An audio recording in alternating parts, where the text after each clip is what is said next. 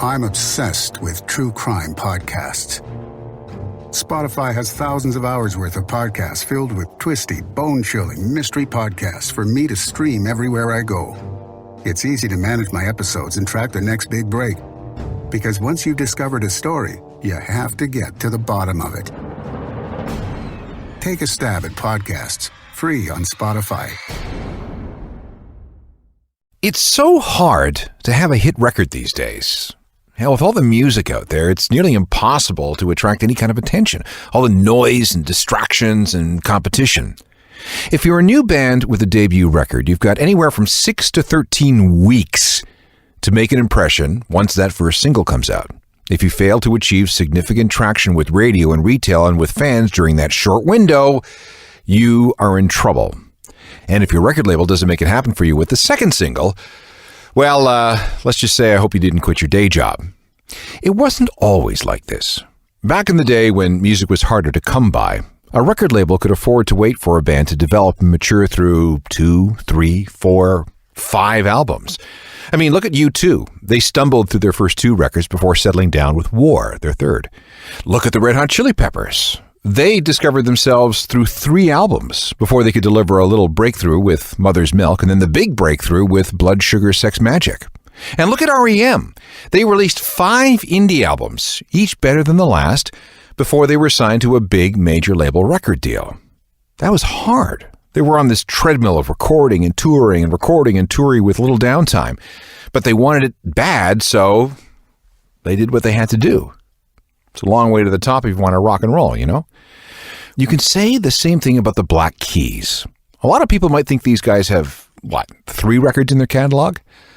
No. They have 8 full albums, 2 EPs, 1 live album, and close to 24 singles. And unless you're a longtime fan or a hardcore fan, you may not know about some of this stuff. Let's fix that up for all the latecomers. This is Catching Up with the Black Keys. This is the Ongoing History of New Music, the podcast edition with Alan Cross.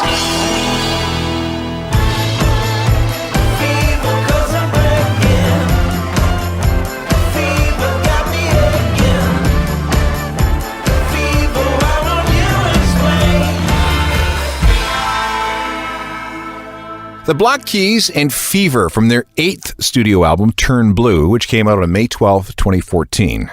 And yeah, it was their 8th album, which might come as a surprise to some people. They did a lot of hard work before they got famous and started winning Grammys. Hello again, I'm Alan Cross. When Dan Auerbach and Patrick Carney almost accidentally came together in a band in 2001, they knew that they had a marathon in front of them. And to their credit, they stuck it out and they made it work. But boy, it took a long time. The first 4 Black Keys albums did almost nothing. The 5th offered hope. And then from the 6th album onward, the hard work has paid off. What I'd like to do is pull out some of these lesser-known Black Keys albums to shed some light on how these guys developed over the last decade and a half and see if we can maybe hear their evolution. And I think we can. Listen for changes in production, Dan's playing style, and Patrick's drum sound, not to mention the band's ability to write better songs. So pay attention as we move throughout the show, okay? So if we're going to do this, we have to start at the beginning. Dan and Patrick are both from Akron, Ohio. They met around age 8 or 9, and even though Dan was a jock and Patrick was a nerd, they became friends in high school, and both went to the University of Akron for a while. And occasionally they jammed together when Dan wasn't playing in a band called the Barnburners. Dan stepped out first. He had this idea of being a singer-songwriter who played the bars in the area, but then no one would give him any out-of-town gigs without a demo. Since Patrick had a 4-track recorder, he asked Patrick if he would help him make one of these demos. And to fill out Dan's sound, they called around and asked a bunch of musician friends to be part of the recording. On the appointed day, no one except Dan and Patrick showed up. So that left the 2 of them to form a band on their own. So they did. They recorded a demo that they sent to a bunch of different indie labels, all of which ignored them, except one, a company out of Los Angeles called Alive. That demo, the one they sent out to all these indie labels, is like the holy grail to hardcore Black Keys fans. It's online somewhere, of course, but you really have to scour the interwebs for it. Dan and Patrick now consider it to be very, very substandard and really don't want it to be heard by anyone. Maybe that's why I couldn't find a decent copy of it. And there were 3 keys on this record, by the way. There was Dan, there was Patrick, and Gary Flumovar, a friend of Dan's younger brother who was also there to play keyboards. Alive went ahead and issued the first Black Keys album. It was called The Big Come Up and was recorded in Patrick's parents' unfinished basement in Akron using an 8-track digi-recorder between January and March of 2002. It was released on May 14th, 2002 on CD and in 10 different colors of vinyl, ranging from standard black to orange to pink to white. None of them came in a lot bigger than 1,000, and they're now collector's items. Here's a sample of what the keys sounded like back then.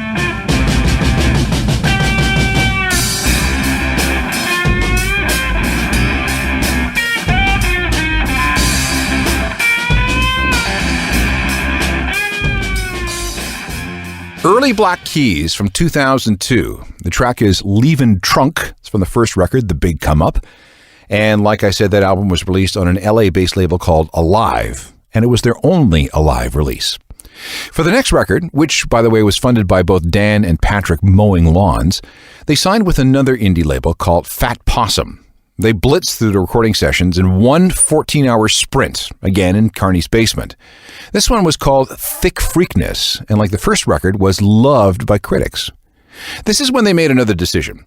The manufacturer of a brand of mayonnaise, based in the UK, offered the Keys £200,000 for the use of one of their songs. I'm not sure which one, but they wanted it for a TV commercial. As hard as it was, I mean, they were just scraping by and chugging from gig to gig in a 1994 Chrysler van that they called the Grey Ghost. They turned it down because they figured that would damage their cred. Their parents were furious. Later, they'd have a change of heart, and plenty of Black Keys songs would be licensed for movies and TV and products by Sony, video games, Jeans, Nissan, American Express, and even Victoria's Secret. These opportunities came along when paying the rent and staying on the road was more important than preserving some kind of anti-sellout stance. But back to Thick Freakness for a sec.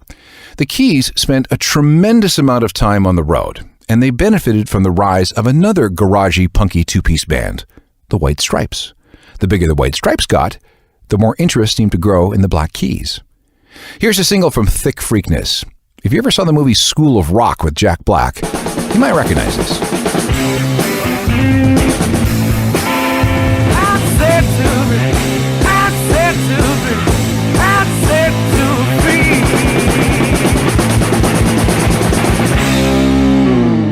The Black Keys and Set You Free from their 2003 album Thick Freakness, which, by the way, didn't translate very well for the Japanese release. So that's why they decided to call it Inazuma Rockin' Blues. Inazuma means lightning in Japanese. When we come back, we'll continue with our Black Keys catch-up and move to the third studio record, which was made in a very strange place. You're listening to The Ongoing History of New Music, the podcast edition with Alan Cross. The title of this program is Catching Up with the Black Keys. It's a chance for latecomers to the group to sample the band's very long history. The first 2 Keys albums were recorded in the basement of Patrick Carney's parents, an unfinished space with cinder block walls. The third album was recorded in a different spot, an abandoned tire factory in East Akron that was once run by General Tire, but they bailed out in 1982. This kind of made sense. Their hometown, Akron, was the center of tire manufacturing. They even went to Firestone High School. So they took the second floor of the plant for $500 a month. They bought a recording console on eBay, which happened to have been owned by the guy who once did sound for Loverboy. But it was crap, and they ended up just leaving it in the factory when they were done. But it did the job. Oh, and all the recording tape they used was recycled stuff that they begged from their label. Because of various glitches with the space and the gear, it took 5 full months to make this record. In the end, they called it, well, what else? Rubber Factory. More good reviews, a slot at Lollapalooza, a shot on David Letterman, and it was their first album to break into the top 200 album chart. Okay, it's peaked at 143, but, you know, still. In your car, kicks out down. What about my way? Knocks it down. One One of the singles from the third Black Keys album, Rubber Factory, that's called 10 a.m. Automatic. And as a note of trivia, the video was directed by comedian David Cross. If you're a hardcore fan, you're probably wondering why I haven't mentioned any of the non-album releases, stuff that came in between the official albums. We missed a couple, and there's a bunch more coming out, but don't worry, we will get to them. I just want to stick to the albums for a moment. The fourth studio album was a 2006 release entitled Magic Potion, and for this one, they changed labels to a company called Nonsuch and relocated back into Patrick's basement with about $5,000 worth of crappy gear. Why would they go back? Well, they just like the vibe and the weird sounds that came out of that basement. If they're honest, the Keys aren't really happy with this one. They cheaped out on the mastering, and it shows. Not a lot of low end on this record. On the plus side, this record sold better than the other three, reaching into the top 100 on the American album charts and as high as number 12 in Australia. That was encouraging. And so was the fact that they were now playing decent-sized theaters of 1,000 people or more.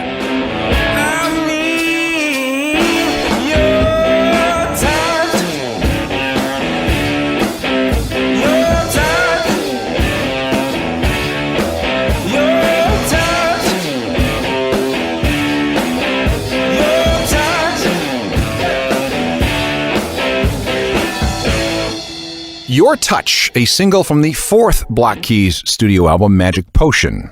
That would be the last of their homemade style recordings. It was time to step up into a professional studio with an actual outside producer directing things. And they wanted to work with Danger Mouse as the producer. Unfortunately, he was unavailable because he was committed to producing an album for Ike Turner. Yeah, Tina's crazy husband. But fortunately, that project fell through, and he was suddenly available. The studio they chose wasn't exactly what you'd call extravagant. It was a place called Suma in the tiny college town of Painesville, Ohio. Danger Mouse played a bunch of different instruments on the album, keyboards and bass mainly, and a few other musicians were called in to fill in with guitars and vocals and even clarinets. You're going to notice a change in Patrick Carney's drum sound, too. At the time this album was being made in the summer of 2007, he was going through a whole John Bonham phase and started setting up his kit in the studio like Bonzo used to. And the result is a bigger, deeper, tighter sound. Here's the situation in my house. 5 days out of 7, I am the person in charge of dinner. My wife works downtown in an office and doesn't get home until way after 6. And when she does, she's obviously in no mood to cook. So this is my job. It's delegation of labor, you know? The problem is that I'm busy too, and I can be in and out of the house all day. So this is where HelloFresh is an absolute godsend. This box shows up on my doorstep. Inside are all the things I need for a bunch of dinners. Everything is fresh, pre-measured into the right portions, and come with picture recipes so that anyone, even a guy like me, can prepare these meals in about 30 minutes with just a couple of pots or pans and some utensils. This is totally stress-free. I cannot emphasize that enough. And cleanup, that's a snap. And the food is absolutely delicious. The menu keeps changing so nobody gets bored. One day it's some kind of comfort food. We might want to try a vegetarian option one night. And the next day it's some kind of world cuisine. We had this Thai dish. That was absolutely amazing. And before HelloFresh, I would have never, ever tried this on my own. And all this with no planning, no shopping, no hassle, no leaving the house, no nothing. You got to try this, and I'm going to make it easy for you. Get 50% off your first box of HelloFresh by going to hellofresh.ca/ongoinghistory50. And then you need to enter the promo code ongoinghistory50. Okay? hellofresh.ca/ongoinghistory50 and the promo code ongoinghistory50. HelloFresh. You won't regret it. Listen for that as I play you this sample. From Attack and Release, that's the album, this is called I Got Mine.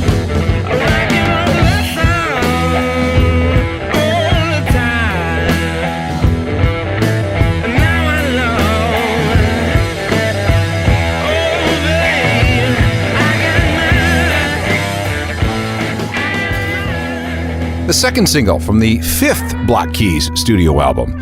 The record is called Attack and Release, and the song is I Got Mine. That's probably the band's biggest hit from their pre-Superstar era. They almost always play it live today, and it's been used in a ton of TV shows. Remember the CBC show The Bridge? That's the opening theme. So that's 5 albums and 7 years of steady growth. When does the big breakthrough come? with the next album, and that's coming up next. Now, back to the ongoing history of new music, the podcast edition with Alan Cross. We've covered 7 years and 5 albums worth of the Black Keys' existence, paying close attention to how their sound evolved slowly but steadily, ranging from the quality of the songs to the musicianship to production. Everything went into setting things up for the band's commercial breakthrough. This is 6 albums in. That's patience. This record, which came out on May 18th, 2010, was called Brothers. I know the cover has a long, nonsensical title, but trust me when I say that Brothers is the proper name. The longer version is a tribute to Howling Wolf in an album that he released in 1969. Danger Mouse's contributions on the previous record were so much appreciated that he was brought back, but just for one song. And we'll get to that in a minute. First, we need to talk about the crisis between Dan and Patrick. I talked to both of them around this time, and I came away with a distinct impression that these guys were a bit sick of each other. The band was still okay, but they really needed time apart. Do you guys hang out together, I asked. No, it's not like we're friends, Patrick replied. When we're not working on band stuff, we go off and do our own things.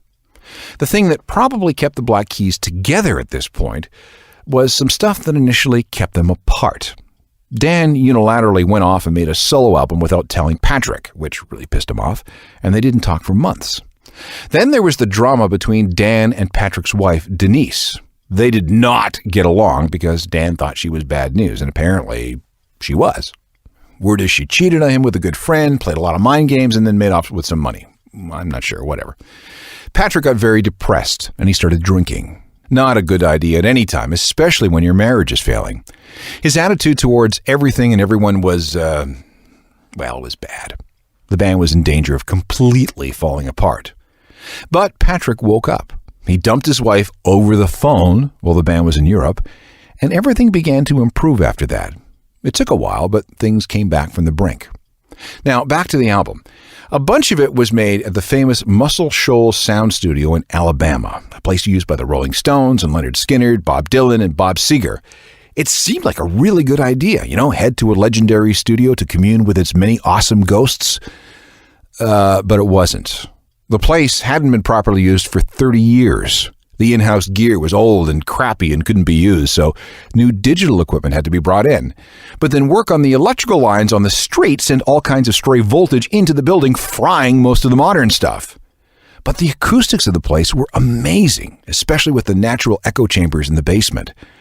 For some reason, the sound of the recording rooms really emphasized the bass on this record.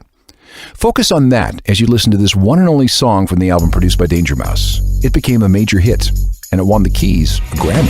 Living just to keep going just to be sane. All the while I know it, such a shame. I don't need to get steady. I know just how I feel. Tighten Up from the Black Keys, the winner of the 2011 Grammy Award for Best Rock Song by Duo or Group with Vocal. God, the Grammys have the sexiest category names, don't they? The Brothers record was big too, with 5 Grammy nominations overall. It won for Best Alternative Album, and it picked up an award for Best Artwork. And I'm not sure if that really involved the trick with the physical CD. See, out of the package, the CD is black, but as it heats up with the laser in your CD player as it plays, it turns white. If you're in Australia, the CD is white and then turns black. And in Europe, it goes from silver to black. There wasn't much of a gap between Brothers and the next album, which was called El Camino. There was just 19 months between the 2 releases. And there were a couple of tours in between, which is just crazy in this day and age. But when you're on a roll and things are hot, you just got to go with it. Danger Mouse was available for the whole record, so he joined up with the band in Nashville in the spring of 2011. Dan had bought his own studio by this time, a place called Easy Eye Sound, so it was a really relaxing place to work, and all the gear functioned properly. But it's not like they walked in with a bunch of finished songs. In fact, they didn't have any music written. That's probably why they decided to keep things as simple as they did. Songs were composed around short hooks inspired by their favorite bands, like the Beatles and the Clash and the Cramps and Elvis and the Ramones. Danger Mouse was right in there too, co-writing all 11 tracks. Never hurts to have this guy around. The album cover featured a very simple picture of an old Chrysler van, very similar to the Grey Ghost that carried them through so many tours in the old days. Even the first video was super simple. It's a single shot of Derek T. Tuggle dancing to the song. At the time, he was a security guard who was hired as an extra for the original video shoot, which featured a cast of almost 40 people. But that video wasn't working. It sucked, really. So when Dan and Patrick were previewing different edits of it, they noticed Derek's dancing. "That's it," they said. "That's the video. Just put the camera on this guy and let him dance and lip sync." So they did. And when it was put up on YouTube, it grabbed nearly 500,000 views in just the first... Love that video with Derek T. Tuggle's dancing. That's Lonely Boy from the Black Keys' 7th studio album called El Camino. Huge success. Platinum sales around the planet. Triple platinum in Canada, by the way, where, with about half the population of the UK, we bought almost as many copies. In fact, Canada is one of the Black Keys' best territories. Best Rock Album at the Grammys. 2 more awards went to Just Lonely Boy. And as an added bonus, Dan Auerbach won Producer of the Year. After that, it was time for a break. I mean, they earned it, right? Turn Blue, the 8th album, was recorded in fits and starts over more than a year and a half before being released on May 12, 2014. And just like Brothers was Patrick Carney's divorce album, this one was informed by Dan's divorce. Spend some time with the lyrics and you'll hear all about it. And this was a weird divorce, too. Maybe you heard about the story about Dan and his wife fighting over custody of a lock of Bob Dylan's hair in the separation. That's actually not what it was about. They were battling over a poster where Bob had really big hair, and they called that poster Bob Dylan's hair, and, well, you can see how things got lost in translation. A couple of things about this record. Its existence was announced by Mike Tyson, yes, him, in a tweet. The title was co-opted from a catchphrase by a dude named Ghoulardi, who hosted a late-night horror movie show in Cleveland back in the 1960s, so it's kind of an homage to him. And the cover is also a nod to Ghoulardi's interest in movies that feature mind control, brainwashing, and hypnotism. There were 5 singles from the album, so there's lots to choose from. And I want to play you Weight of Love from the Black Keys' 8th studio album, Turn Blue, which brings us up to date with that part of the Keys' discography. But there's so much more material that we can access. In 2009, they recorded a record called Black Rock, which was a collaboration with a guy named Damon Dash. Lots of R&B and hip-hop guests on that album. It's very good. There are at least 2 EPs, one of which is called The Moan from 2004, and a tribute record called Chulahoma, which is dedicated to a blues singer named Junior Kimbrough. Dan was a big fan of this guy in high school. In fact, listening to Kimbrough while smoking a lot of dope helped him decide to pursue the guitar full-time. Dan Auerbach has that 2009 solo album entitled Keep It Hid. He's also in demand as a producer. He did a record by Dr. John and another by a group called Hacienda. At around the same time that record came out, Patrick Carney was watching an indie band called Drummer, who was signed to his Audio Eagle Records. All the guys in the band were drummers with other bands, and Patrick joined them in the studio where he played bass. He produced part of the Sheepdogs' 2012 debut record along with albums by Tennis and Tobias Jesso Jr. And before we wrap up, I want to play you something from an official bootleg. It was recorded like a bootleg, but was released with the approval of the Black Keys. It's simply called Live in Austin and dates all the way back to a show they played on October 24th, 2003 at a place called Emo's when the band was touring the Thick Freakness album. And how's this for a modern twist? The album's first release came as a podcast. 'Cause you have no friends to pacify your soul. But then a sideboard An official bootleg from the Black Keys, that's Hard Row, an early single, captured in Austin, Texas on October 24th, 2003. Back in a moment. More of the ongoing history of new music, the podcast edition with Alan Cross. There, if you're a latecomer to the Black Keys, you're on your way to being all caught up. And even if you've been with the band for a while, this is a reminder of just how much stuff they've done since 2001. And we only touched on things like collectibles, side projects, weird videos, and the various tours. If you're so inclined, you have a lot of work ahead of you if you're going to become a Black Keys superfan. Meanwhile, watch for me on my website, ajournalofmusicalthings.com. And you are getting the newsletter, right? Free every weekday. Tons of music news for you by 10 a.m. Eastern. Plus, I'm on Twitter and Facebook, Instagram, and Google+. And if you want to send me just an email, the address is Alan, that's ALAN, @alancross.ca. Bottom line is that if you need me, you can find me. Technical productions by Rob Johnston. Talk to you next time. I'm Alan Cross.